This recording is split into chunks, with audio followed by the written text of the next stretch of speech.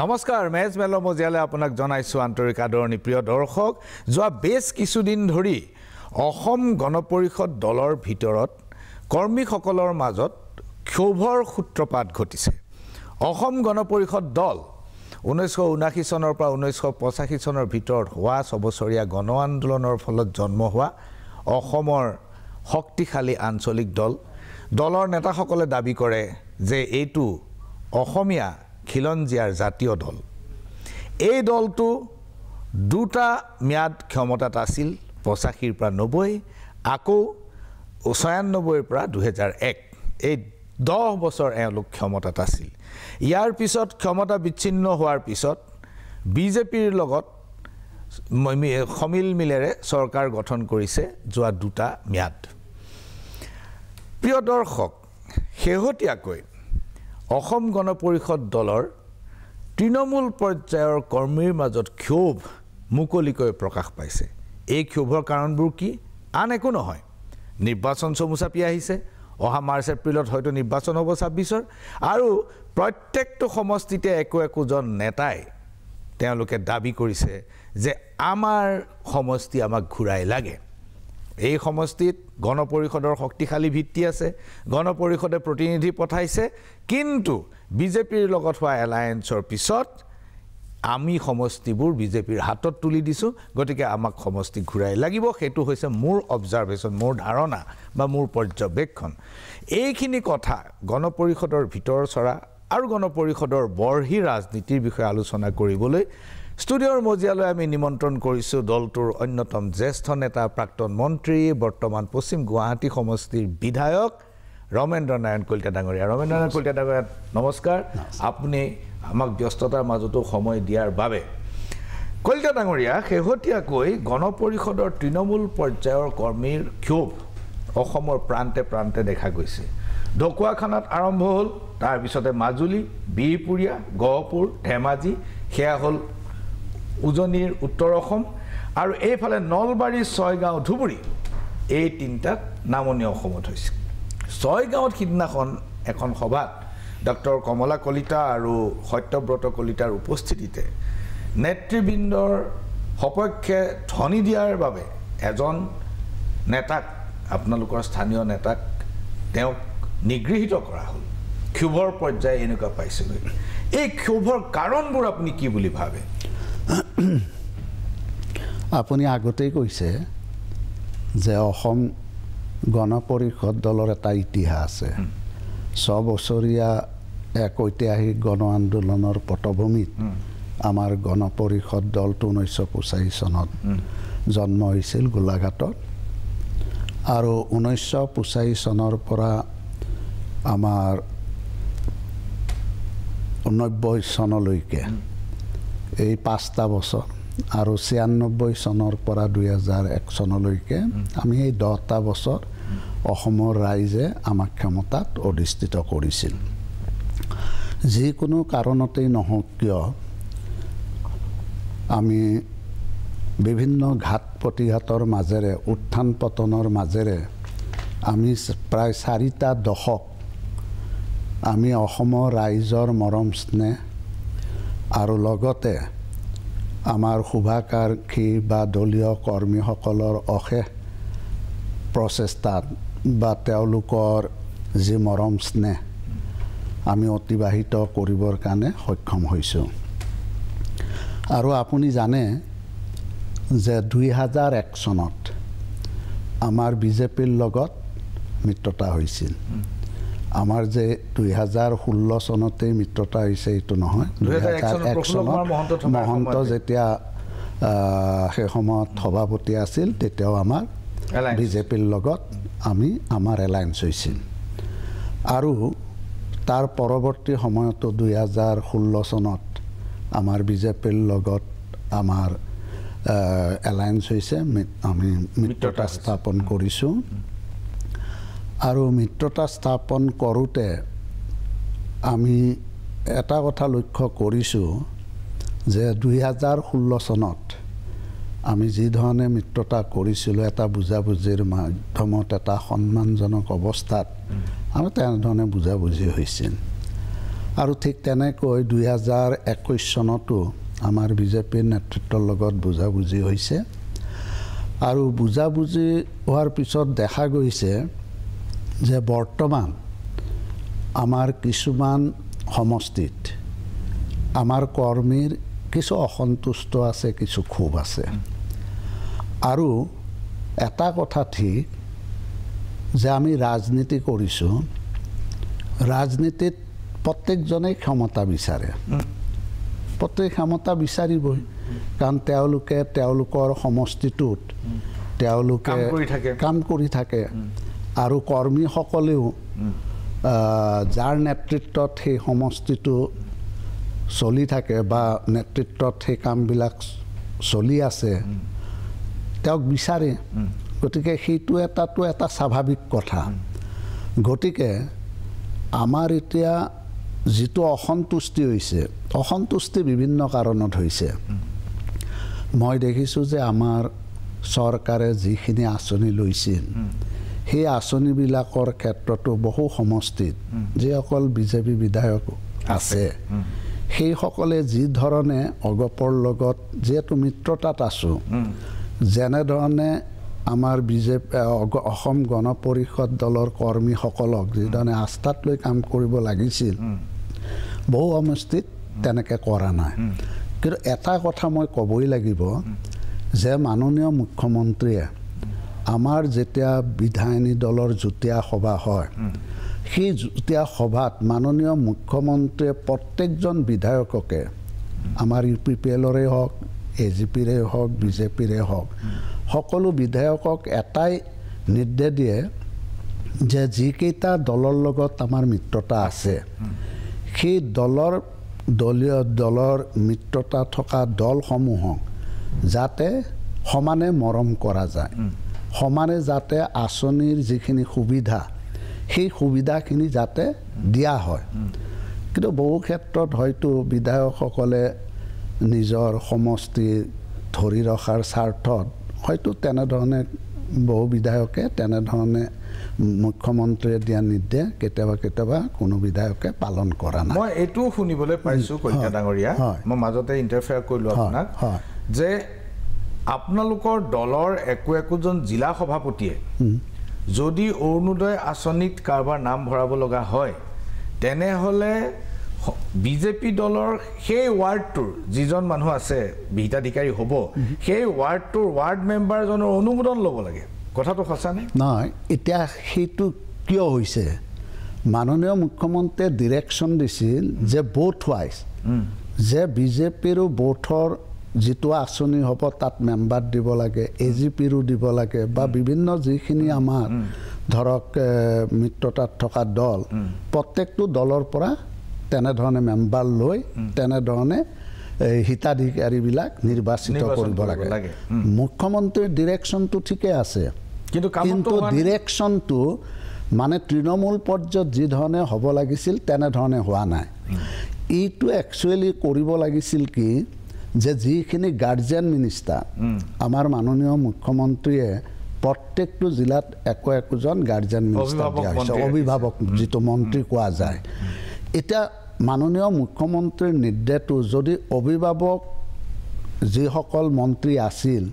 তেওঁলোকে যদি চিনচিয়াৰলি কামটো কৰিলেহেঁতেন তেনেহ'লে হয়তো এই পৰিৱেশ নহ'লে। মই গোটেইকে কোৱা নাই দেই, বহু ঠাইত হয়তো কৰিছে, কিছুমান হয়তো কৰা নাই।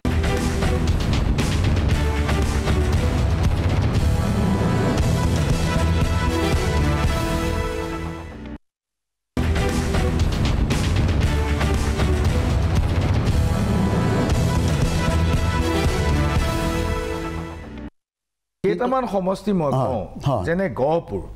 গহপুৰত এজন আপোনালোকৰ প্ৰাৰ্থী আছে অনন্ত কুমাৰ বৰা, বিহপুৰীয়াত আছে মাখন তামুলী, মাজুলীত আছে ব্ৰজেন গাম। এতিয়া এওঁলোকক এইবাৰ টিকট লাগিবই, এইবাৰ সমষ্টি আমাক লাগিবই। মাজুলী, বিহপুৰীয়া, গহপুৰ এইবোৰ সকলোতে সমষ্টি লাগে। এতিয়া এইসকলৰ যিটো আকাংক্ষা সেইটোকতো আপুনি হেঁচা মাৰি ধৰি ৰাখিব নোৱাৰে। নহয়, সেইটো স্বাভাৱিক কথা, কিন্তু কথা হৈছে যে আমি যেতিয়া আসনৰ ভাগ বতৰা কৰিম, আসনৰ ভাগ বতৰালৈ এতিয়াও আলোচনা হোৱা নাই। আলোচনা হ'ব কিন্তু এতিয়াও যিহেতু আলোচনা হোৱা নাই আমাৰ কৰ্মীসকলক মই এটাই অনুৰোধ কৰিব বিচাৰিছোঁ যে আমাৰ নেতৃত্বৰ ওপৰত বিশ্বাস আস্থা আছে না নাই আমি নিশ্চয় আমি আমাৰ যি নেতা আছে আমি সেই নেতাৰ ওপৰত আমাৰ বিশ্বাস আস্থাটো থাকিব লাগিব আৰু ইতিমধ্যে আমাৰ বিভিন্ন সময়ত আমাৰ যিসকল বিষয়ববীয়া আছে বিষয়ববীয়াসকলৰো সভা আমাৰ অনুষ্ঠিত কৰে আৰু সেই সভাটো আমি কিছু কথা আলোচনা নকৰা নহয় আমি আলোচনা কৰিছোঁ মাননীয় সভাপতি কাৰ্যকৰী সভাপতিয়ে সেই সম্পৰ্কত কিছু কথাও কৈছে আসন ভাগ বতৰা সম্পৰ্কটো কৈছে গতিকে আমি এটা সময়লৈকে ওয়েট কৰিব লাগিব কিন্তু কথাটো হ'ল যিটো অভিজ্ঞতা সেই অভিজ্ঞতাৰ পৰা বুজা যায় যে 2016 চনত আপোনালোকক যিমানকেইখন আসন দিছিল আৰু যিমানকেইখনত আপোনালোক জয়ী হৈ আহিল 2021 চনত কিন্তু আপোনালোকে সিমান সংখ্যক আসন নাপালে আৰু নিদিলেও এতিয়া কৰ্মীসকলৰ মাজত এটা মানে আশংকাৰ সৃষ্টি হৈছে যে 26ত কিজনী আসনৰ সংখ্যা আৰু কমিব নাই চাওক সেইটো আশংকা থকাটো স্বাভাৱিক কথা এইটো অস্বাভাৱিক নহয় মই এইটো অস্বাভাৱিক বুলি কেতিয়াও নকওঁ কিন্তু কথাটো হৈছে যে আমাৰ এতিয়া যিটো আমাৰ এতিয়া নিৰ্বাচন 2026 চনত আহি আছে তাৰ আগত আমাৰ ডিলিমিটেশ্যন হ'ল আৰু ডিলিমিটেশ্যন হোৱাৰ কাৰণে আমাৰ সেই সময়ত ডিলিমিটেশ্যনৰ আগত পূৰ্বৰ আমাৰ যিমানখিনি জয়ৰ আসনৰ সম্ভাৱনা আছিল এটা ডিলিমিটেশ্যনৰ পিছত বহুখিনি পৰিৱৰ্তন হৈছে এটা বাঢ়িছে গতিকে আমাৰ যদি আগতে 82 84 জিকাৰ সম্ভাৱনা থকা আসন আছিল এতিয়া 100ৰ পৰা 104 লৈকে বৃদ্ধি হৈছে মানে এলায়েন্সৰ বিজেপি আৰু এজিপিৰ এলায়েন্স মই এজিপিৰ কথা সুধিছো যে অগপৰ কিমানখন আসনত এতিয়া ভাল নাই চাওক যেতিয়া বৃদ্ধি হ'ল তেতিয়া নিশ্চয় আমাৰ যিটো সংখ্যা সেই সংখ্যাটো আমাৰ নিশ্চয় বৃদ্ধি হ'ব আৰু বৃদ্ধিটোৰ ক্ষেত্ৰত সেইটো গোটেইটো ডিপেণ্ড কৰিব বিজেপিৰ নেতৃত্বৰ ওপৰত গতিকে বিজেপি নেতৃত্ব যেহেতু আমাৰ বিগ ব্ৰাদাৰ এটা বিগ ব্ৰাদাৰ হিচাপে আমাৰ যিটো আসনৰ ভাগ বতৰা এইটো এটা সন্মানজনকভাৱে যদি কৰা যায় তেতিয়া এটা সুন্দৰ পৰিৱেশত আমাৰ নিৰ্বাচনটো অনুষ্ঠিত হ'ব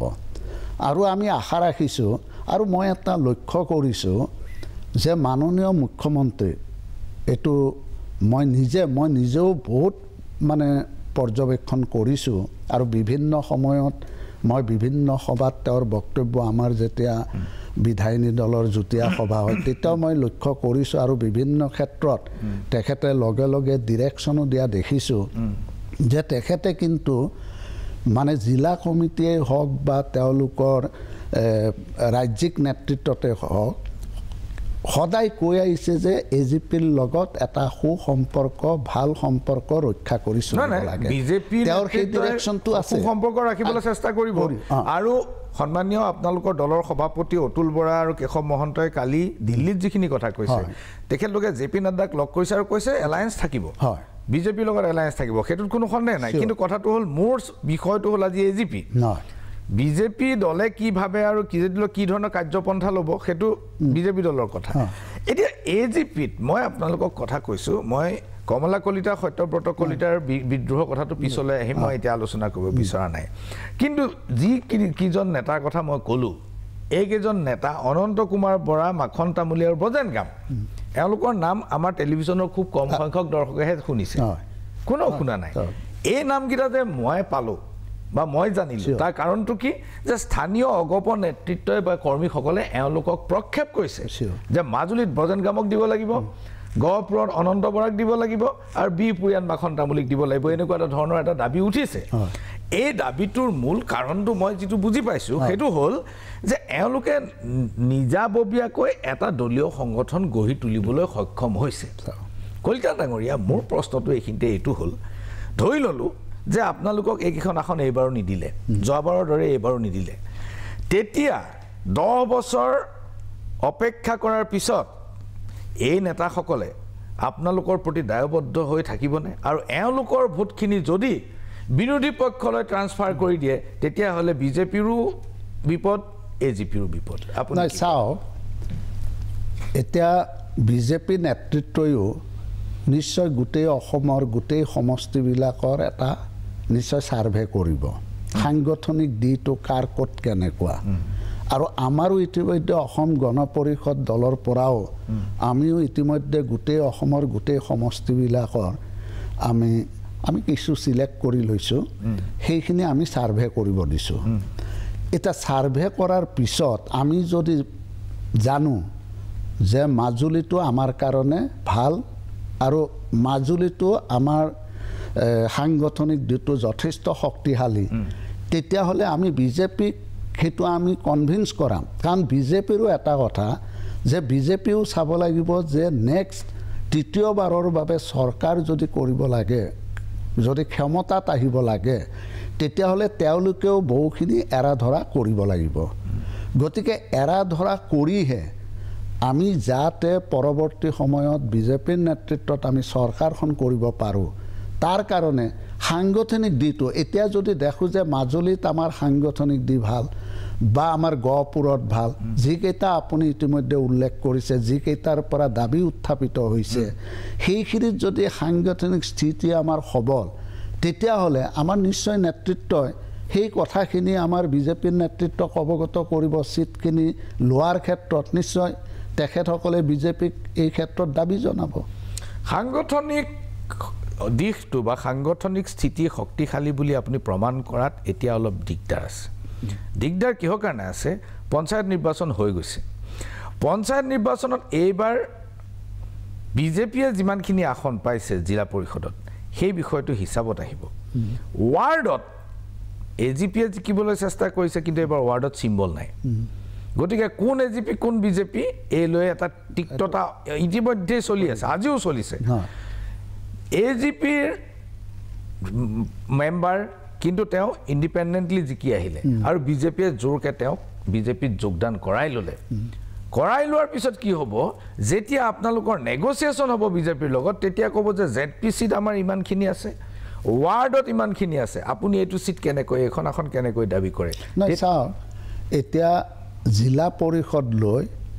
আমাৰ ধৰক বুজাবুজি হৈছে যদিও তেনেধৰণে ধৰক জিলা পৰিষদখন যেহেতু শাসকীয় দল হিচাপে আৰু বিগ ব্ৰাদাৰ হিচাপে যেহেতু বিজেপিত আছে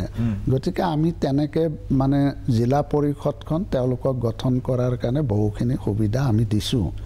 কিন্তু আঞ্চলিক পঞ্চায়ত আৰু ৱাৰ্ড মেম্বাৰবিলাকৰ আঞ্চলিক পঞ্চায়তৰো ঠিক তেনেকৈ আমাৰ এটা বুজাবুজি কৰিছে জিলা পৰ্যায়ত সেইখিনি বুজাবুজি হৈছে কিন্তু ৱাৰ্ডবিলাকৰ ক্ষেত্ৰত যিহেতু কোনেও দলীয় প্ৰতীক ব্যৱহাৰ কৰিব নোৱাৰে গতিকে আমি এজিপি দলেও দিছোঁ বিজেপি দলেও দিছোঁ গতিকে তাৰ ৰিজাল্টটো কি সেইটো বাৰু তাৰ এটা কুৱেশ্যন মাৰ্ক থাকিব নিশ্চয় থাকিব কাৰণ কুৱেশ্যন মাৰ্ক থাকিব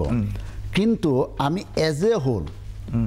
এ হোল যে আমি ক'ৰবাত কিবা চিট জিকিছে আমিওতো এতিয়া জিলা পৰিষদৰ যেতিয়া কেণ্ডিডেট দিছে বুজাবুজি হৈছে আমাৰ এজিপিয়ে ভোট দিয়া নাই নেকি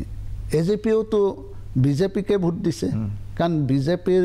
কেণ্ডিডেটক আমি যিহেতু সমৰ্থন কৰিছোঁ গতিকে বিজেপিৰ যিজন কেণ্ডিডেট আছে যে জিলা পৰিষদ আমি জিকাইছোঁ আঞ্চলিক পঞ্চায়ততো জিকাইছোঁ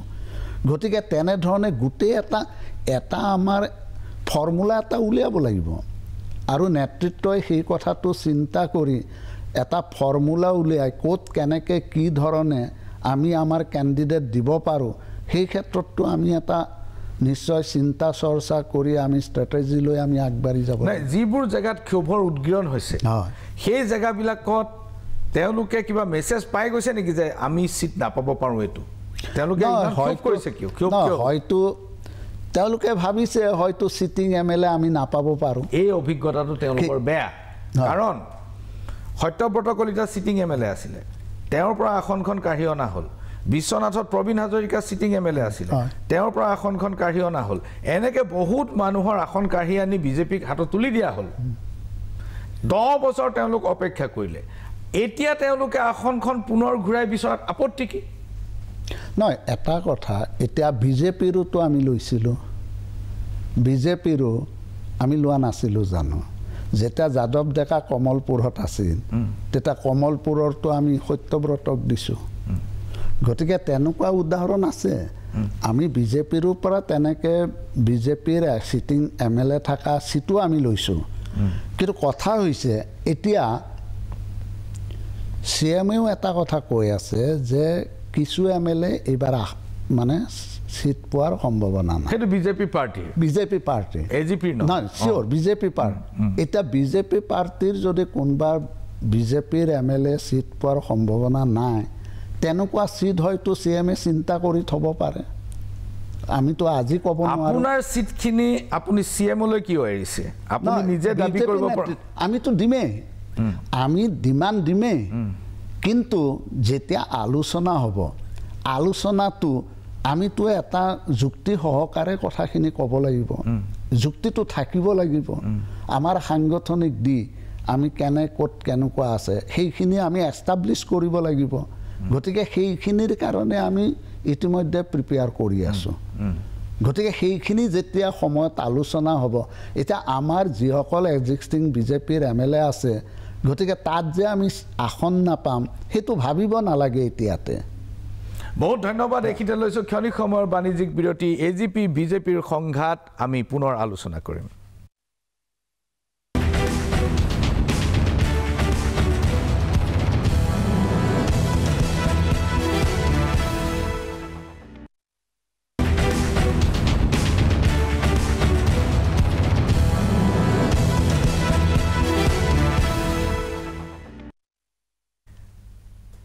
ঘূৰি আহিছোঁ পুনৰ মেজমেলৰ মজিয়ালৈ আৰু মেজমেলত আজি আমাৰ অতিথি অসম গণ পৰিষদৰ প্ৰাক্তন মন্ত্ৰী আৰু বিধায়ক ৰমেন্দ্ৰ নাৰায়ণ কলিতা আমাৰ এটা খুব ইণ্টাৰেষ্টিং পইণ্টত আমি ৰৈ গৈছিলোঁ সেইটো হ'ল দৰ্শকসকলক মই মনত পেলাই দিওঁ যে ৰমেন্দ্ৰ নাৰায়ণ কলিতাই এটা কথা কৈছে যে এইবাৰ মুখ্যমন্ত্ৰীয়ে কৈছে যে বিজেপি দলৰ এইবাৰ বহু সংখ্যক বিধায়কে আসন নাপাব বা মনোনয়ন টিকট নাপাব আমি যেটো জানিছো আমাৰ সাংবাদিকসকলে সংবাদদাতাসকলে যিবোৰ খবৰ দিছে তাৰ পৰা বুজিব পাৰি এটা সমীক্ষাৰ অন্তত দেখা গৈছে যে প্ৰায় 22 জন বিধায়কৰ তেওঁলোকৰ ভাৱমূৰ্তিয়ে বুলক বা সাংগঠনিক স্থিতিয়ে বুলক হিমান সবল নহয় এই 22 জনৰ বাৰু মই আধা কৰি দিলেওতো 11 জন হয় যদি কমেও 11 জন বিধায়কে আসন নাপায় বা টিকট নাপায় এই কথাটো আজি অসমৰ প্ৰত্যেক মানুহে জানে যে নামনি অসমৰ সংখ্যালঘু অধ্যুষিত আৰু বৰাকৰ সংখ্যালঘু অধ্যুষিত সমষ্টিসমূহৰ বাহিৰে অসমৰ প্ৰত্যেকটো সমষ্টিতে বিজেপিৰ কমেও 3 জনকৈ দাবীদাৰ আছে এই 3 জন দাবীদাৰৰ ভিতৰত যদি 3 জনে সমানে শক্তিশালী ৰূপত অৱতীৰ্ণ হয় তেনেহলে সমাধান সূত্ৰ হিচাপে হয়তো অসম গণ পৰিষদক দিবগৈ পাৰে কেইটামান সিট এনেকুৱা এটা আশা ৰমেন্দ্ৰ নাৰায়ণ কলিতাই কৈছে মই ভুল কৈছো নেকি আপোনাক সেইটো হ'ব পাৰে সেইটো মোৰহে সেইটো আপোনাৰ ধাৰণা মোৰ মানে ধাৰণা কিন্তু আপুনি অলপ ধাৰণাটো বেছি কৰিলে নেকি কাৰণ 16 চনত আপোনালোকৰ পাৰফৰমেন্স যথেষ্ট ভাল আছিল 16 পৰা 21 লৈকে আপোনালোকে যথেষ্ট শক্তি প্ৰদৰ্শন কৰিছিল 21ত ডক্টৰ হিমন্ত বিশ্ব শৰ্মা প্ৰক্ষেপিত হোৱা নাছিল বৰঞ্চ সোণোৱালেই তেতিয়া মুখ্যমন্ত্ৰী আছিল আৰু কোন মুখ্যমন্ত্ৰী হ'ব সেইটো নিৰ্বাচনৰ ফলাফলৰ সাদিন পিছলৈকো কোনো গম পোৱা নাছিল তেনেকুৱা অৱস্থাটো আপোনালোকক কিন্তু আসনৰ সংখ্যা কমাই দিলে তে এইবাৰ আৰু অভিজ্ঞতাটো কি অভিজ্ঞতাটো হ'ল মিছিং জনগোষ্ঠীৰ গণশক্তি বুলি এটা পাৰ্টি আছে সেই গণশক্তি পাৰ্টিটো নোহোৱা হৈ গ'ল কাৰ্যত তাৰ কোনো অৱস্থান নাই দুজন মানে গণশক্তি কৰে আৰু ধেমাজি লখিমপুৰ এই অঞ্চলত কয় যে গণশক্তি গায় কিন্তু তেওঁলোক আচলতে বিজেপিৰ লগতে আছে ডক্টৰ অনুজ পেগু ভুৱন পেগু সকলোৱে বিজেপিত যোগদান কৰিলে বিপিএফৰ লগত এলায়েন্স কৰিছিলে বিজেপিয়ে আৰু এখন চুক্তি কৰি ইউপিপিএলৰ লগত আহি গ'ল বিপিএফক একাখৰীয়া কৰিলে আজি বিপিএফৰ অৱস্থা ভাল নহয় আকৌ ৰাজ্যসভা নিৰ্বাচনৰ সময়ত যেহেতু বিপিএফক প্ৰয়োজন হয় গতিকে বিপিএফৰ লগত সম্পৰ্ক ক্ষুণ্ণ কৰা নাই ইউপিপিএলৰ অৱস্থা এতিয়া বেয়া চৌঠেঙিয়াত আধাতে এৰি দিলে নিৰ্বাচনৰ প্ৰাক মুহূৰ্ত বিটিচি নিৰ্বাচন আছে ছেপ্টেম্বৰত এতিয়া UPPL লগত এলায়েন্স নকৰে 20খন আসনত বা 25খন আসনত বিজেপিয়ে নিজে যুদ্ধ কৰিব 26ৰ নিৰ্বাচনৰ প্ৰাক মুহূৰ্তত আপোনালোকক যে এনেদৰে লেং নামাৰিব তাৰ কি গ্যাৰান্টি আছে নহয় 26ৰ এই যেটো ইলেকশ্যন হেতু অলপ হুকিয়া ইলেকশ্যন যেনে এতিয়া হয়তো এতিয়া আমাৰ মিচিং আপুনি যেটো কলে ভুৱন পেগু বা ৰনজ পেগুৰ কথা হেতু তেওঁলোকৰ নিজস্ব কথা তেওঁলোকে হয়তো কি চিন্তাত কৰিছে মই নাজানো BPF যেটো দল সেই দলটোৰ ক্ষেত্ৰত তেওঁলোকৰ বিজেপিৰ এটা হয়তো কিবা ৰিজাৰ্ভেশ্যন আছে হেতু বেলেগ কথা এটা আমি ভাবো যে আৰু মিচিং আৰু আমাৰ বিটিআৰৰ যেটো বিটে দিয়া আগত আছিল হেতু এটা সীমিত পৰিসীমাৰ ভিতৰত মিচিংটো এটা সীমিত পৰিসীমাৰ ভিতৰত কিন্তু আমাৰ যেটো দল এই দলটো আমি দুবাৰকৈ ক্ষমতাত অধিষ্ঠিত হৈছিল আৰু তাৰ লগে লগে আমাৰ এতিয়াও কিন্তু অসমৰ চুকে কোণে আমাৰ এতিয়াও বহুত ভোটাৰ আছে বহুত কৰ্মী আছে আৰু এই কথাবিলাক নিশ্চয় বিজেপি এটা সৰ্বভাৰতীয় ৰাজনৈতিক দল আৰু বিজেপিৰ নেতৃত্বত যেটো চৰকাৰ চলি আছে গতিকে গোটেই এজেন্সি বিলাকো আমাৰ চৰকাৰৰ হাতত আছে গতিকে নিজস্ব এজেন্সিও দিও তেওঁলোকে গোটেই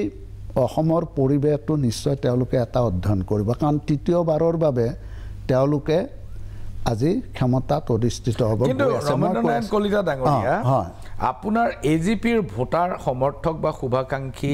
আছে বুলি মই মানি ললো কিন্তু অতুল বৰা আৰু কেশৱ মহন্তৰ নেতৃত্বত দলটো সাংগঠনিকভাৱে শক্তিশালী হৈছে নে নাই নিশ্চয় হৈছে তাৰ মানে নহয় এটা আমি যেটো দেখিছো আপুনি যদি অতীতৰ যিখিনি ইতিহাস চাই বিগত দিনৰ কাৰ্যকালৰ যেটো ক্ৰমণিকা হেতু যদি আপুনি অলপ পৰ্যবেক্ষণ কৰে তেতিয়া হলে আপুনি আমাৰ আগৰ যেটো স্থিতি আমাৰ যেটো সাংগঠনিক দিশৰ যেটো এটা স্থিতি হেতু যথেষ্টভাৱে পৰিৱৰ্তন হৈছে আৰু পৰিৱৰ্তন হয় এতিয়া আমি দেখিছো যে আমি যদি বিগত দিনৰ পঞ্চায়ত ইলেকশ্যনই হওক বা বিভিন্ন যিবিলাক ইলেকশ্যন আমি পাৰ্লিয়ামেন্টৰ ইলেকশ্যনই হওক বা বিগত দিনৰ যদি আমি গোটেইটো অধ্যয়ন কৰোঁ তেতিয়া হলে আমি আগত যিমান সিটত আমি প্ৰতিদ্বন্দিতা কৰি জয়ী হৈছিল একেবাৰে আগত বেলেগ কথা 1985 চনৰ পিছৰ আৰু এতিয়াৰ পৰিবেশ এটা বহুতখিনি মানে পৰিৱৰ্তন হৈছে গতিকে সেইটো সময়ৰ যেটো পৰিবেশ আজিৰ যেটো পৰিবেশ আৰু আজিৰ যেটো পৰিবেশত আমি এটা প্ৰত্যাহ্বান হিচাপে যেটো আমি আগবাঢ়ি আছো গতিকে আমি দেখিছো যে আগতকে কিন্তু আমাৰ দলটোৰ সাংগঠনিক দিটো যথেষ্ট শক্তিশালী হৈছে এটা নতুন সাংগঠনিক দিকটো যদি শক্তিশালী হৈছে হয় তেনেহলে আপোনালোকে ফণীভূষণ চৌধুৰীক সংসদলৈ পঠালে নতুন এখন মুখ আপোনালোকে উলিয়াব নোৱাৰিলে সংসদলৈ পঠোৱাৰ কাৰণে বীৰেন্দ্ৰ প্ৰসাদ বৈশ্যক ৰাজ্যসভালৈ পঠালে নতুন এখন মুখ আপোনালোকে উলিয়াব নোৱাৰিলে এইটোতো মানুহৰ মনত এটা চিন্তা হৈছে নাই চাও নতুন মুখ নোৱা নহয় নতুন মুখ আছিলে নতুন মুখ মই কিখনে দেখিছো অনন্ত বৰা মাখন তামুলী ব্ৰজেনগাম এই নামকেইটাহে মোৰ কাৰণে নতুন নহয় আগত এতিয়া এটা কথা যেতিয়া এটা সংসদত যাব সংসদত গলে কিছু অভিজ্ঞতা থকা ব্যক্তি লাগিব কাৰণ হয় বিধানসভাত থকা কোনোবা বিধায়ক নহয় আগতে কোনোবা বিধায়ক আছিল কিছু আমাৰ এছেম্বলিৰ ৰুলছ এণ্ড প্ৰচিডিউৰ সম্পৰ্কত কিছু জ্ঞান থকা বা তেনেকে এছেম্বলিত কিটো পাৰ্লিয়ামেন্টত কিছু কথা ক'ব পৰা ব্যক্তি আমি পঠিয়াব লাগিব যোৱাবাৰ আমাৰ যেটো আছিলে মানুহ আমাৰ নতুন মুখৰ যেটো কথা কৈছে এটা নতুন মুখ বুলি কওঁতে আপুনি কি ধৰণৰ নতুন মুখ বুজাইছে এতিয়া মই এছেম্বলিত কন্টেষ্ট কৰি আছো মই আজি 6টা টাৰ্ম মই জয়ী হৈছো এটা মই পাৰ্লিয়ামেন্টত যদি যাওঁ এটা পুৰণা মুখ নে নতুন মুখ হম বা সত্যব্ৰত কলিতাই দিছিলে সত্যব্ৰত কলিতা একবাৰ এমএলএ হৈছিলে তেওঁ এতিয়া পুৰণা মুখ হ'ব নে নতুন নহয় মই ঠিক সেই কথাটো ক'ব খোজা নাই মই মানে বস্তু কথাটো মই বীৰেন্দ্ৰ প্ৰসাদ বৈশ্য ডাঙৰীয়াৰ প্ৰতি মোৰ কোনো ক্ষোভ নাই কিন্তু তেখেত এনেকুৱা কি অপৰিহাৰ্য মানুহ যে তেওঁক বাৰম্বাৰ ৰাজ্যসভালৈ পঠাই থাকিব চাওক এতিয়া আমাৰতো আঞ্চলিক দল এটা আঞ্চলিক দল হিচাপে আমাৰ যিটো পাৰ্লিয়ামেণ্টত আমাৰ যিটো ভূমিকা থাকিব লাগে আমাৰ যিটো সংসদত আমাৰ কথা কোৱাৰ যিটো এটা সাহস থাকিব লাগে সেই কথাখিনি বীৰেন্দ্ৰ প্ৰসাদ বৈশ্যই সদায় উত্থাপন কৰি আহিছে আৰু মই দেখিছোঁ বীৰেন্দ্ৰ প্ৰসাদ বৈশ্য নেশ্যনেল লেভেলত তেওঁৰ এটা কিন্তু এটা হেৰি আছে ইমেজ আছে মই দিল্লীত বহুতবাৰ গৈছোঁ তেখেতে বহুত মন্ত্ৰী বহুত তেওঁৰ যিবিলাক প্ৰাক্তন কেন্দ্ৰীয় মন্ত্ৰী এনেকুৱা এটা সম্পৰ্ক যে সেই সম্পৰ্কটো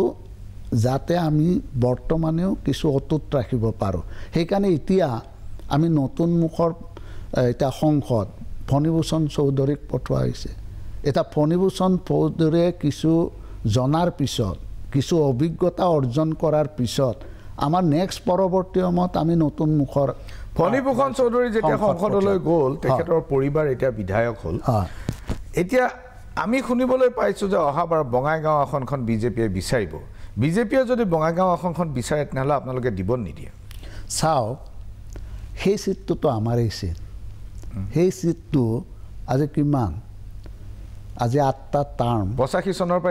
চনৰ পৰা এতিয়ালৈকে গতিকে মই ভাবোঁ যে সেইটো এটা মানে সেইটোৰ প্ৰশ্ন আহিব নোৱাৰে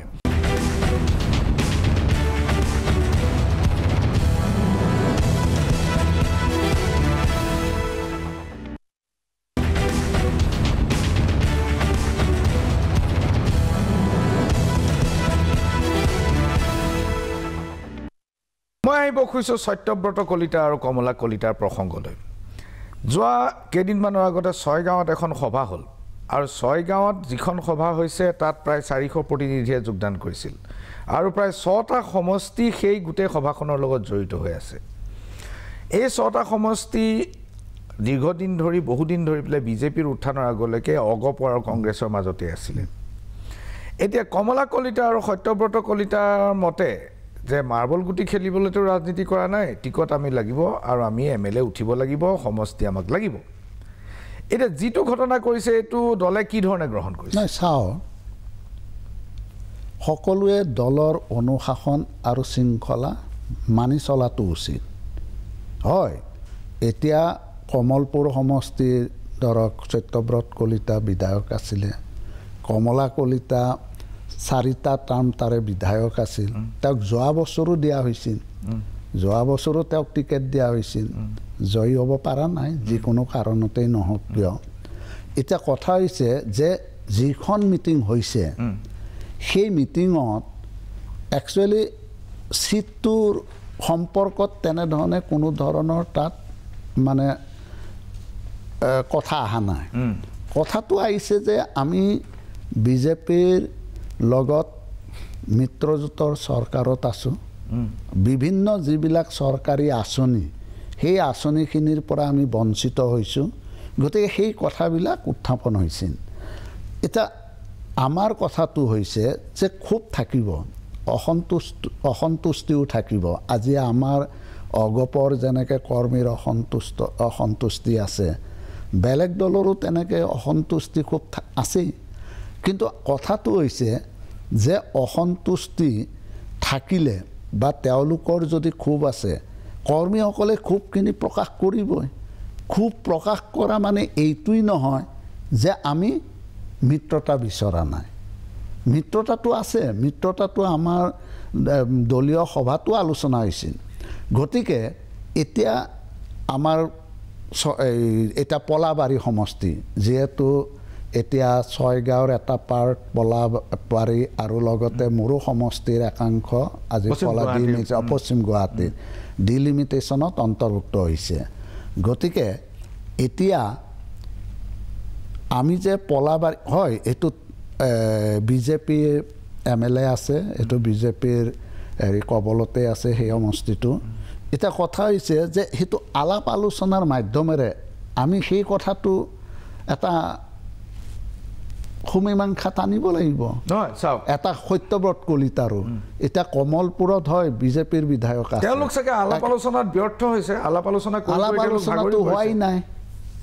আলাপ আলোচনাটো হোৱাই নাই নহয় হয়তো দলীয় নেতৃত্বত তেওঁলোকে কৈছে যে আমাক আসনকেইখন লাগে দলীয় নেতৃত্বই কৈছে হয়তো নহয় চাওঁ এতিয়া কোনে ক'ব পাৰে যে মই এইটো চিট আনি দিম কোনোবাই একদম স্পষ্ট ক'ব পাৰিব নেকি মোকো এতিয়া স্পষ্টভাৱে কৈছে নেকি আপোনাক চিট দিম মইতো এক্সিষ্টিং MLA আপোনাক দিব নিদিয়ে এইবাৰ সেইটো মই নাজানো আপোনাৰ লগত মোৰতো মই চিন্তাই কৰা নাই মই এতিয়া চিন্তা কৰি আছোঁ যে আমি যোৱাবাৰতকৈ আসনৰ সংখ্যা আপুনি কোনটো সমষ্টিত মোৰ এই কি চেণ্ট্ৰেল গুৱাহাটী মধ্য গুৱাহাটী পৰিল আপোনাৰ পশ্চিম গুৱাহাটীৰ সৰহ অংশ মধ্য গুৱাহাটীত পৰিল সৰহ অংশ মধ্য গুৱাহাটী আচ্ছা আদিংগিৰি পাহাৰত বোলে হেনো এভিকশ্যন হ'ব আপুনি কিবা গম পাইছে নেকি আপোনাৰ সমষ্টিত সেইবিলাক কথা ওলাই সেইবিলাক সম্পূৰ্ণ অসত্য কথা আচ্ছা এতিয়া আপুনি কি চিন্তা কৰিছে কথাটো যে আপুনি নিজৰ সমষ্টিটো বা মই পাম নাপাম বা টিকট পাম নাপাম সেইটো লৈ মই চিন্তা কৰা নাই আচ্ছা এতিয়া কি কথাটো ক'ব খুজিছে মোৰ কথাটো হ'ল যে মই মোৰ নিজৰ কাৰণে মই চিন্তা নকৰোঁ কাৰণ মই এতিয়া অসম গণ পৰিষদ দলৰ এগৰাকী সাধাৰণ সম্পাদক মই যদি সাধাৰণ সম্পাদক হৈ মই নিজৰটো চিন্তা কৰোঁ বেলেগৰ চিন্তা নকৰোঁ তে মই সাধাৰণ সম্পাদক হৈ আছোঁ কিয় মই এতিয়া অসমৰ কিমানখিনি চিট আমি বেছিকৈ আনিব পাৰোঁ মই সেইটোহে ভাবি আছোঁ এতিয়া কমলা কলিতা আৰু সত্যব্ৰত কলিতাৰ ক্ষেত্ৰত আপুনি কি ধৰণৰ ব্যৱস্থা হোৱাটো বিচাৰে আপুনি সাধাৰণ সম্পাদক নহয় চাওক তেওঁলোকো সাধাৰণ সম্পাদক সত্যব্ৰতো সাধাৰণ সম্পাদক গতিকে আজি সমান ষ্টেটাছ ময়ো সাধাৰণ সম্পাদক কমলা কলিতাও সাধাৰণ সম্পাদক সত্যব্ৰতো সাধাৰণ সম্পাদক দুজন আজি সাধাৰণ সম্পাদকে যদি দলৰ এইটো গতি কৰে এইটো কেনেকুৱা ধৰণৰ হ'ব কথাটো দলটোৰ অস্তিত্ব পালোঁ এতিয়া নহ'ব বুলি কোনে কৈছে মোক সেইটো ক'ব লাগে যেতিয়ালৈকে আলোচনা নহ'ব আসনৰ ভাগ বতৰালৈ কথা নহ'ব তেতিয়ালৈকে কেনেকৈ ক'ম যে এইটো চিট নাপাব হয় বিজেপিৰ আছে CM-এ কৈছে যে এইটো বিজেপিৰ হেৰিতে আছে শক্তিশালী হৈ আছে এইটো শক্তিশালী হৈ আছে গতিকে বিজেপি আমি এই চিট আমি ৰাখিম ক'ব পাৰে এতিয়া বিজেপিৰ যিহেতু MLA আছে ক'ব নেকি যে এইটো বিজেপিক নিদি AGPক দিম ক'ব পাৰিব না আপুনি অকমান আগতে ক'লে যে কিছুমান সমষ্টিত হয়তো বিজেপিৰ পৰা AGPলৈ আহিব পাৰে গতিকে সেই দুটাৰো যে নাহিব কোনে কৈ আছে নহয় এতিয়া কথাটো দলৰ দুজন সাধাৰণ সম্পাদকে ফাইনেল হোৱা নাই এটা 22 কৈছে ন কিমান হৈছে কিমান এইটো বাৰু আমাৰ এজামছনৰ কথা এতিয়া দলৰ দুজন সাধাৰণ সম্পাদকে নিজেই সমষ্টিত গৈ বিদ্ৰোহ কৰে আৰু অতুল বৰাৰ ভাল কথা কোৱাৰ বাবে কেশৱ মহন্তৰ ভাল কথা কোৱাৰ বাবে নেতাক লপাথপা কৰে তেনেকুৱা এখন সভা তেওঁলোক উপস্থিত থকা অৱস্থাত আপোনালোকে কিয় এতিয়াও তেওঁলোকক প্ৰশ্ন কৰা নাই নিশ্চয় কৰিব তেওঁলোক দিল্লীত আছিল আজি আহি পাইছে বোধহয় কিন্তু গোটেই ঘটনাটো কি এতিয়া মই যিটো জানো যে তাতে ক্ষোভৰ কথাখিনি কৈছিলে কওঁতে এতিয়া ধৰক 5টা আঙুলি সমান নেকি কোনোবা এটাই গৈ কৈ দিলে যে এইটো অতুল বৰা আৰু কেশৱ মহন্তৰ পৈতৃক সম্পত্তি নেকি কোনোবা এজনে ক'লে কোনোবা এটা ক্ষোভত কথা ক'ব পাৰে কিন্তু সেইটো উচিত হোৱা নাই এটা আনুষ্ঠানিক সভাত এখন সভাত তেনেধৰণেতো কোৱাটো উচিত হোৱা নাই কাৰণ তেওঁতো দলীয় অনুশাসন আৰু শৃংখলাটো ভংগ কৰিছে সেইটো আমাৰ দলীয়ভাৱে আলোচনা হ'ব কিন্তু কথাটো হৈছে কি যে সেইটোতো সত্যব্ৰত বা হেৰিয়েতো কোৱা নাই সত্যব্ৰত আৰু কমলাই কি কৈছে যে পলাবাৰী সমষ্টিত মই অহাবাৰ প্ৰতিদ্বন্দ্বিতা কৰিম এতিয়া সত্যব্ৰত কলিতায়ো কৈছে যে মই অহাবাৰ এই কমলপুৰ সমষ্টিৰ পৰা প্ৰতিদ্বন্দ্বিতা কৰিম ক'ব পাৰে কিন্তু কথাটো আমি আমাৰ মঞ্চত দলীয় মঞ্চত আমি আলোচনা কৰিম কোনকেইটা চিট ক'ত কেনেকৈ দিব কোনকেইটা চিট হ'লে আমাৰ কাৰণে সুবিধাজনক হ'ব কাৰণ আমি আগতে যদি 25টা 30টা চিট লৈছোঁ আমাৰ যিবিলাক ধৰক মানে জয়ী হোৱাৰ কোনো সম্ভাৱনাই নাথাকে তেনেকুৱাও লৈছিলোঁ কিন্তু এইবাৰতো আমাৰ জয়ী হোৱা চিটৰ সংখ্যা বেছি জয়ী হোৱাৰ চিটৰ সংখ্যাও বেছি গতিকে আমি নিশ্চয় জয়ী হোৱা চিটো আমি আগতকৈ বেছি পাম মই সেই যুক্তিটো দি আছোঁ এইখিনিতে ল'ব লাগিব ক্ষণিক সময়ৰ বাণিজ্যিক বিৰতি চাই থাকিব মেজমেল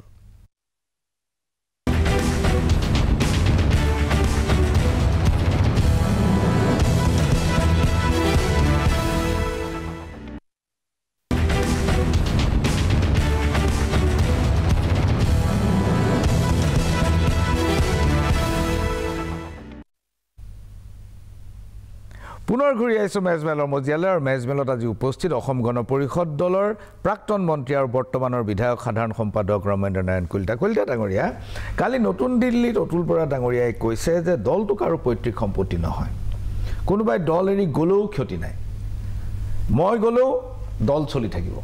এতিয়া আপোনালোকৰ দল এৰি পেলাই বহুত মানুহ গ'ল আৰু দল এৰি যিমানবোৰ গ'ল চবেই ভাল পলিটিক্স কৰি আছে সৰ্বানন্দ সোণোৱালে এজিপি এৰি গুচি গৈছে চন্দ্ৰমোহন পাটোৱাৰীয়ে এজিপি প্ৰেচিডেণ্ট আছিলে এজিপি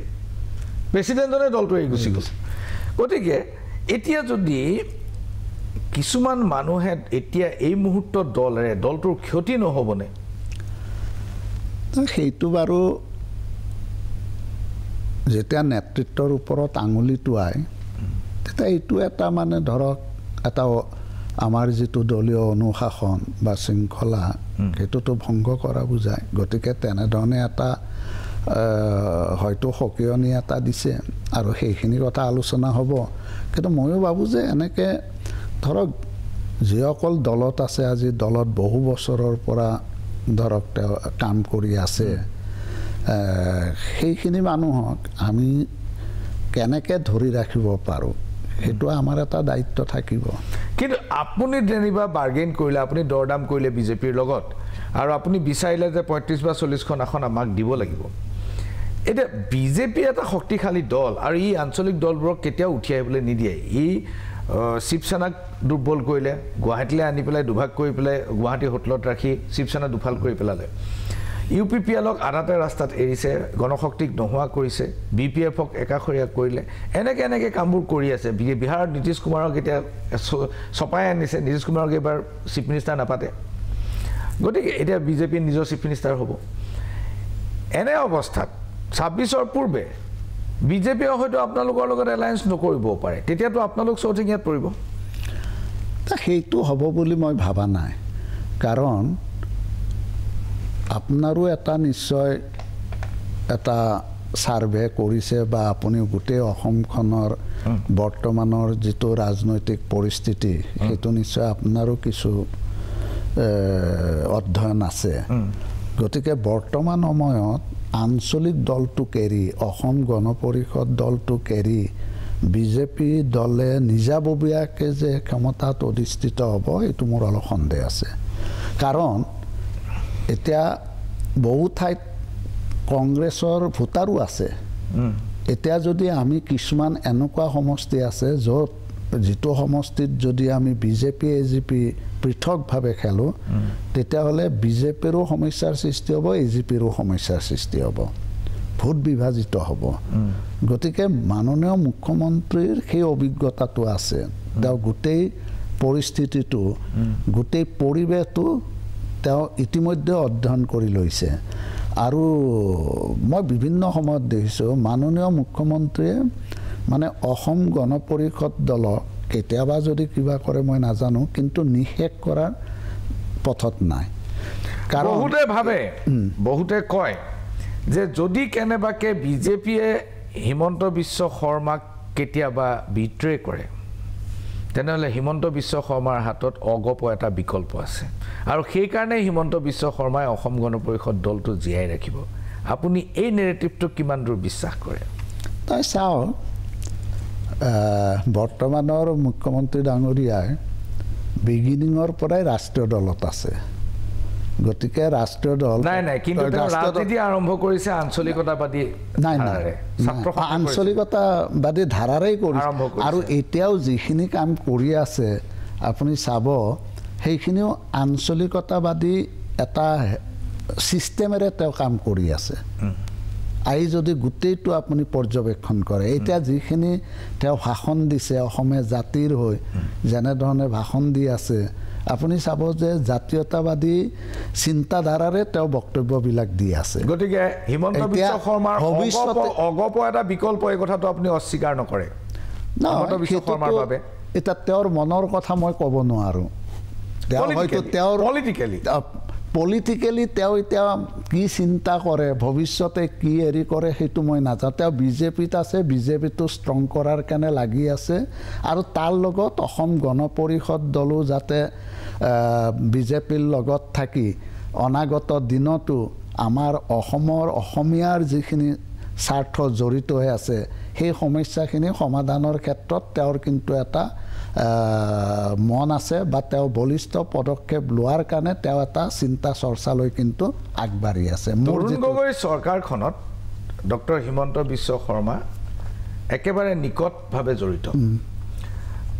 তৰুণ গগৈ চৰকাৰখনে তৃতীয়টো ম্যাদত ৭৮খন আসন পালে বহুত বেছি আসন পাই গ'ল তেওঁলোকে নভবাকে বহুত বেছি আসন পাই গ'ল আৰু সেইবাৰেই চৰকাৰখনত বিদ্ৰোহ আৰম্ভ হ'ল এতিয়া ৰাজনৈতিক সমীক্ষক বহু সংখ্যকৰ মতে ডক্টৰ হিমন্ত বিশ্ব শৰ্মাই এখন টাইট চৰকাৰ বিচাৰিছে য'ত বেছি সংখ্যাৰ মানুহ আহিব নালাগে যদি চৰকাৰখনৰ সংখ্যাগত সংকট এটা থাকে তেতিয়া দিল্লীয়ে সদায় হিমন্ত বিশ্ব শৰ্মাক মুখ্যমন্ত্ৰী পাতি থাকিব কাৰণ তেওঁ মেনেজ কৰি থাকিব লাগিব আৰু যদি ৭৮-৮০খন আসনৰ অৱস্থালৈ যায় দলৰ ভিতৰত কণ্ডল হ'ব আপুনি এই ধাৰণাটোক বিশ্বাস কৰেনে মই সেইটো ভাবা নাই কাৰণ হেমন্ত বিশ্ব শৰ্মাই জানে যে এই আঞ্চলিক দলটোৰ লগত আমি এটা বুজাবুজিৰ মাধ্যমত যাবই লাগিব আৰু সেই অভিজ্ঞতা বিজেপিৰ চৌদিশে হৈছে চৌদিশে ভাৰতবৰ্ষত প্ৰথমতে তেওঁলোকে এটা সৰু দল আঞ্চলিক দলৰ লগত মিলা মিছা কৰি আগবাঢ়ে তাৰ পিছত সেইটোক একেবাৰে নিষেধ কৰি পেলায় আপোনালোকে সেই ধাৰণাটো যে বিজেপিৰ এজেণ্ডাত নাই আপুনি কেনেকৈ ক'ব সেইটো তেওঁলোকৰ কি পৰিকল্পনা সেইটো তেওঁলোকৰ কথা কিন্তু আপোনাৰ কি পৰিকল্পনা আপুনি সেইটো কেনেকৈ ৰেজিষ্ট কৰিব সেইটো প্ৰতিৰোধ কেনেকৈ কৰিব মই এটা কথা কৈছোঁ অন্ধ্ৰপ্ৰদেশত তেলেগু দেশমটো মাজতে নিশ্চিন্ন হৈ গৈছে চন্দ্ৰবাবু নাইডুক আটাইতকৈ বেছি কষ্ট দিয়া মানুহজন নৰেন্দ্ৰ মোদী চন্দ্ৰবাবু নাইডু পৰৱৰ্তী সময়ততো আকৌ CM হ'ল তেওঁলোকে চৰকাৰ নকৰিলে জানো গতিকে আমিও এটা আজিও চন্দ্ৰবাবু নাইডুৰ সমৰ্থনত চৰকাৰ চলি আছে বিজেপি চৰকাৰ চলি আছে গতিকে এতিয়া আপুনি যিয়েই নকওক এতিয়াও আঞ্চলিক দলবিলাক বিভিন্ন ষ্টেটত এতিয়াও প্ৰাসংগিক হৈ আছে নহয় চন্দ্ৰবাবু নাইডু এইবাৰ প্ৰথমবাৰৰ বাবে বিজেপিৰ লগত আহিছে বাধ্যত পৰি তেওঁক জেলত ভৰাই দিলে তাৰপিছত তেওঁ বহুত ব্লেকমেইল হৈ গ'ল তাৰপিছত তেওঁ চন্দ্ৰবাবু নাইডু পুনৰ আহিল তেওঁ নিজা শক্তিৰে আহিল আৰু বিজেপিয়ে তেওঁৰ সমৰ্থন ল'বলৈ বাধ্য হ'ল চাৰ্চ পাৰ শ্লোগান দি পেলাই বিজেপিয়ে মাৰ খাই গ'ল ২২৬ কৰিব নোৱাৰিলে এতিয়া কথাটো হ'ল আপোনালোকে সেই শক্তি প্ৰদৰ্শন কৰিব পাৰিবনে নাই যে চন্দ্ৰবাবু নাইডুৰ নিচিনাকেও আমি বাৰ্গেইন কৰিব পাৰোঁ দৰদাম কৰিব পাৰোঁ সেইটো অৱস্থালৈ যাবৰ কাৰণে আমি আমাৰ দলটোক আৰু অধিক শক্তিশালী কৰি তৃণমূল পৰ্যায়ৰ পৰা আমি দলটোক শক্তিশালী কৰাৰ কাৰণে আমি বিভিন্ন পৰিকল্পনা হাতত লৈছোঁ আৰু সেই পৰিকল্পনা লৈ আমি আগবাঢ়ি আহিছোঁ আজিৰ দিনটোত হয়তো আপোনাৰ চকুত পৰা নাই কিন্তু আমি তেনেধৰণে পৰিকল্পনা লৈ ভৱিষ্যতৰ দিনলৈ আগবাঢ়ি আছোঁ আমিওতো আমাৰ এটা পৰিকল্পনা থাকিব লাগিব পৰিকল্পনা নোহোৱাকেতো আমি কেতিয়াও আমাৰ দলটোক আগুৱাই নিব নোৱাৰিম গতিকে আমি জাতীয়তাবাদী ভাৱধাৰা আৰু আঞ্চলিকতাবাদী দৰ্শনেৰে আমি মানুহখিনিক আগুৱাই নিয়াৰ কাৰণে আমি প্ৰয়াস কৰিছোঁ এইখিনিতে ল'ব লাগিব ক্ষণিক সময়ৰ বাণিজ্যিক বিৰতি চাই থাকিব মেজমেল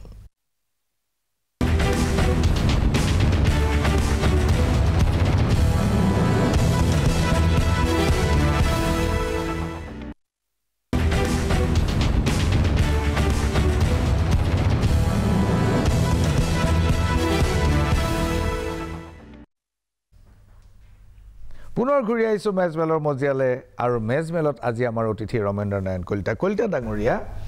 আপুনি কৈছে আঞ্চলিক দল হিচাপে আমি শক্তিশালী হৈ চন্দ্ৰবাবু নাইডুৰ নিচিনাকে বাৰ্গেইন কৰিব পাৰিব লাগিব ইত্যাদি ইত্যাদি ইত্যাদি আজি কাগজত ওলাইছে যে দুজন শক্তিশালী নেতা আৰু মই গম পাইছোঁ তেওঁলোকৰ নাম কোৱা হৈছে যে সত্যব্ৰত কলিতা আৰু ডাক্তৰ কমলা কলিতা তেওঁলোক হয়তো কংগ্ৰেছলৈ গুচি যাব পাৰে আৰু এই মুহূৰ্তত আপুনি কংগ্ৰেছৰ অৱস্থাটো খুব বেয়া বুলি আমি ক'ব নোৱাৰোঁ আঞ্চলিক দল হিচাপে জাতীয় পৰিষদ কিন্তু কংগ্ৰেছৰ লগত মিত্ৰতাত আছে তেনেকুৱা অৱস্থাত আৰু আপোনালোকৰ পূৰ্বতে ভিপি সিং চৰকাৰৰ দিনত বা দেৱেগৌড়াৰ দিনত আপোনালোকে কংগ্ৰেছৰ সমৰ্থনত চৰকাৰ কৰাৰ নজিৰ আছে যদি এনেকুৱা এটা পৰিস্থিতিৰ সৃষ্টি হয় যে আপোনালোকে একেবাৰে কম আসন পাইছে তেতিয়া আপোনালোকে কংগ্ৰেছৰ লগত এলায়েন্স কৰাৰ কিবা সম্ভাৱনা আছে নাই চাওঁ কংগ্ৰেছটো আমাৰ চিৰশত্ৰু কাৰণ আমাৰ সেই ঐতিহাসিক আন্দোলনটোৰ কথা আমি কেতিয়াও পাহৰি যাব নোৱাৰোঁ কিন্তু ৰাজনীতিত কোনো স্থায়ী বন্ধু বা স্থায়ী শত্ৰু নাই হয় স্থায়ী শত্ৰু বা মিত্ৰ বুলি কোনো কথা নাই কিন্তু আমিতো এটা কিবা এটা প্ৰিন্সিপলত থাকিব লাগিব আমাৰতো এটা প্ৰিন্সিপল আমি আঞ্চলিকতাবাদ কৰি আছোঁ বা আমি এটা আঞ্চলিক ৰাজনৈতিক দল গতিকে আমাৰ যিসকল আমাৰ ধৰক বিষয়ববীয়া আছে বা অসমৰ যিখিনি জনসাধাৰণ আছে আমাৰ এজিপি কৰি আছে সেইসকলে কিন্তু পটককৈ আমাৰ কংগ্ৰেছক কিন্তু একচেপ্ট কৰিব যে মোৰ সন্দেহ আছে কিন্তু বীৰেন্দ্ৰ প্ৰসাদ বৈশ্য যেতিয়া কেবিনেট মন্ত্ৰী আছিল দিল্লীত তেতিয়াতো কংগ্ৰেছৰ সমৰ্থনতে আপোনালোকে চৰকাৰ কৰিছিল নহয় সমৰ্থন সেইটো সময়ত কেন্দ্ৰত যিহেতু তেওঁলোকৰ এটা সুকীয়া কথা কেন্দ্ৰত এখন চৰকাৰ হ'ব লাগে গতিকে চৰকাৰৰ পৰিপ্ৰেক্ষিতত হয়তো তেনেকুৱা এটা ডিচিশ্যন লৈ আমি সেইটো সময়ত আমাৰ দুজন এমপি আছিল আমি সমৰ্থন দিছোঁ তাৰ বাদে আমাৰ কোনো উপায় নাছিল কাৰণ বিজেপিয়ে চৰকাৰ কৰিব নোৱাৰে গতিকে আমি সেইটো পৰিৱেশত হয়তো আমি তেনেধৰণে এটা আমি আছিলোঁ কিন্তু বৰ্তমান সময়ত এতিয়া আমি যিহেতু বিজেপিৰ লগত মিত্ৰতা কৰিছোঁ মিত্ৰতাৰ ধৰ্ম আমি পালন কৰি আছোঁ আৰু বিজেপিও ধৰ্ম পালন কৰিব লাগিব অকল যে আমিয়ে কৰিলে হ'ব সেইটো কথা নহয় বিজেপিও আমাৰ মিত্ৰতা তৃণমূল পৰ্যায়ত যিটো ক্ষোভ হৈছে সেইটোৰ মূল কাৰণটো হৈছে বিজেপিয়ে মিত্ৰতাৰ ধৰ্ম পালন নকৰা বুলি অভিযোগ আহিছে এই কথাটো কাৰণে মই সেইটো স্বাভাৱিক কথা কিন্তু মিত্ৰতাৰ ধৰ্ম পালন নকৰাটো কেনেকৈ স্বাভাৱিক মই সেইটো অৰ্থত কোৱা নাই মিত্ৰতাটো মই আগতেও কৈছোঁ যে মিত্ৰতাৰ ধৰ্মটো আমিও পালন কৰিব লাগিব বিজেপিও পালন কৰিব লাগিব গতিকে সেই ধৰ্মত যদি পালন নকৰে তেতিয়াহ'লেতো মানুহৰ অবিশ্বাস আহিব বিশ্বাসটো নোহোৱা হ'ব আস্থাটো নোহোৱা হ'ব আৰু বিশ্বাস আস্থা নোহোৱা হ'লে কি হ'ব সেইটো আপুনিও জানে অসমৰ অভিবাসী মুছলমানৰ অসম গণ পৰিষদৰ প্ৰতি এটা আস্থা আছিল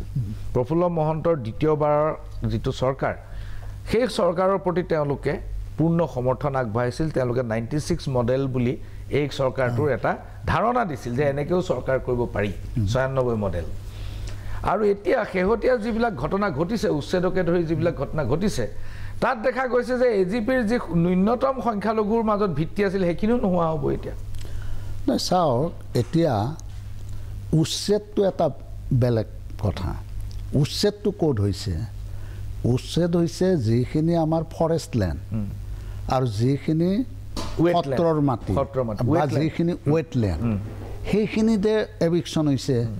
এভিকশ্যনটোতো এইবাৰেই প্ৰথম এভিকশ্যন কংগ্ৰেছৰ দিনতোতো বহুত এভিকশ্যন হৈছিল এতিয়া যি ধৰণে ব্যাপক হাৰত যি ধৰণে বেদখল হৈছে আজি অসমৰ যিটো মাটিকালি ফৰেষ্টৰ যিটো মাটিকালি বহুত কমি আহিছে হ্ৰাস পাইছে গতিকে সেই ক্ষেত্ৰত চৰকাৰে নিয়ম অনুযায়ী লেণ্ড এক্ট মতে 1980 যিটো আইন আছে বন আইন কনজাৰভেশ্যন এক্ট সেই এক্ট মতে আজি যিবিলাক ফৰেষ্টত অবৈধভাৱে বসবাস কৰি আছে সেইখিনিক উচ্ছেদ কৰিছে তে 1980ত কোন চৰকাৰ আছিল কংগ্ৰেছেই আছিল তেতিয়াহ'লে সেই আইনখন আনিছিল কিয় তে সেই আইনখন পালন কৰিবলৈ গৈ কিছুমান হাইকোৰ্টেও ডিৰেকশ্যন দিছে গতিকে হাইকোৰ্টে ডিৰেকশ্যন দিয়াৰ কাৰণে এভিকশ্যন কৰিছে গতিকে এভিকশ্যন য'ত কৰিছে এতিয়া এভিকশ্যন কৰা সেইবিলাকতো এতিয়া আপুনি গুৱাহাটীতে দেখিছে এতিয়া আপোনাৰ অগপৰ যিটো গণভিত্তি আছিল এতিয়া অগপ মিত্ৰতাত থকাৰ কাৰণে সেই গণভিত্তিটো হেৰুৱাব সেইটো নহয় অভিবাসী মুছলমানেতো আপোনাক সমৰ্থন নকৰিব সেইটো হয় কিন্তু আমি এতিয়া এই যিটো বেদখলকাৰী উচ্ছেদ কাৰ্য চলিছে সেইটোত আমি সমৰ্থন নিদিম নেকি যেটো উচ্ছেদ কাৰ্য মাননীয় মুখ্যমন্ত্ৰী লৈছে এখন চৰকাৰে বিজেপিৰ এজেণ্ডা হিন্দুত্ব আৰু আপোনাৰ এজেণ্ডা হৈছে অসমীয়াত্ব আমি অসমীয়াৰ হৈ যুঁজ দি আছো আৰু অসমীয়াৰ হৈ আমি যুঁজ দিম আজি মুছলমান সম্প্ৰদায়ৰ মানুহেতো এভিকশ্যনটোত সমৰ্থন জনাইছে মুছলমানৰ মাজত কোনে সমৰ্থন এই অলপতে কোন এই কি কয় এই গৰিয়া মৰিয়া তেওঁলোকতো ইণ্ডিজিনাছ মুছলমান অভিবাসী মুছলমানৰ মাজততো আপোনাৰ গণভিত্তি আছিল নহয় এতিয়া অভিবাসী মুছলমান যিখিনি আছে সেইখিনি আমি তেওঁলোকক বুজাব লাগিব বিদেশী আমি 1985 চনত ক্ষমতাত কেনেকৈ আহিলোঁ আমিতো এখন চুক্তি কৰি আহিছোঁ আমিতো 6 বছৰীয়া যিটো গণ আন্দোলন হৈছিল সেইটোতো বিদেশীৰ এগেইনষ্টতে হৈছিল নাই এতিয়াতো সেইবিলাক মানুহ অভিবাসী মুছলমান সকলো বিদেশী নহয় গোটেই নহয় কিন্তু এতিয়া যিখিনি বেদখলকাৰী তাত অবৈধ বৈধৰ কথা নাই আচ্ছা আমাৰ সময় হৈ আহিছে কলিতা ডাঙৰীয়া মই অন্তিম প্ৰশ্ন এই যে ডিলিমিটেশ্যনৰ ফলত বহুতবোৰ সমষ্টি নাইকিয়া হ'ল দেৰগাঁও গ'ল ভৱেন ভৰালী আছিল আমগুৰি গ'ল প্ৰদীপ হাজৰিকা আছিল এনেকৈ বহুতবোৰ সমষ্টি গ'ল আপোনাৰ বাৰু কোনোমতে এটা সমষ্টি ৰ'লগৈ চেণ্ট্ৰেল গুৱাহাটী এতিয়া এই মানুহবিলাক প্ৰদীপ হাজৰিকা ভৱেন ভৰালীৰ দৰে মানুহবিলাকে ক'ত প্ৰতিনিধিত্ব কৰিব এতিয়া যিটো দেৰগাঁও সমষ্টি আছে নামটো দেৰগাঁও আছে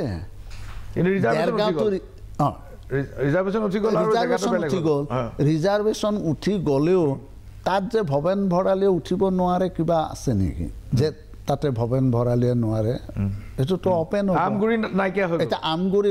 নাই কিন্তু আমগুৰি সমষ্টিৰ যিবিলাক এৰিয়া সেইবিলাক হয় শিৱসাগৰত গৈছে নহয় নাজিৰাত গৈছে গতিকে সমষ্টি নোহোৱা নহয় সমষ্টি আছে কিন্তু নামটোহে নাই এইটো এটা ৰং এটা ইণ্টাৰপ্ৰিটেশ্যন চলি আছে যে সমষ্টি নাই সমষ্টি নহয় নামটো নাই সমষ্টি আছে বহুত ধন্যবাদ কলিতা ডাঙৰীয়া আপোনাক ভৱিষ্যতৰ দিনবিলাকত পুনৰ লগ পোৱাৰ আশা লৈ ইমানতে বহুত ধন্যবাদ